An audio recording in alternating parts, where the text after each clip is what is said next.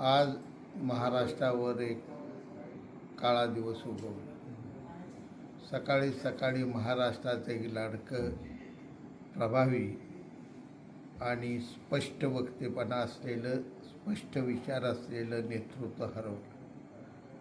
अजितदादा 90 सालापासून महाराष्ट्राच्या राजकारणात जनतेची सेवा करतायत. स्वर्गीय यशवंतरावजी चव्हाण साहेबांच्या, पवारसाहेबांच्या विचारावरून भारावलेली, तरुणांशी अतिशय वेगात जवळीक साधणारं, खरं बोलणारं, काम होत असलं होतंय, होत नाही म्हणून सांगणार एवढं मनमोकळं नेतृत्व आज हरपलं. आमचे त्यांचे कौटुंबिक संबंध होते. आमचं एक जिव्हाळ्याचं त्यांच्याबरोबर नातं होतं. आज एक महाराष्ट्राचा प्रभावी नेता हरपला. ही महाराष्ट्राच्या राजकारणात भरून न येणारे एक पोकळे, हा दुर्दैवी अंत राज्याला हळहळ देऊन गेला, देशाला हळहळ देऊन गेला. अजितदादांना माझी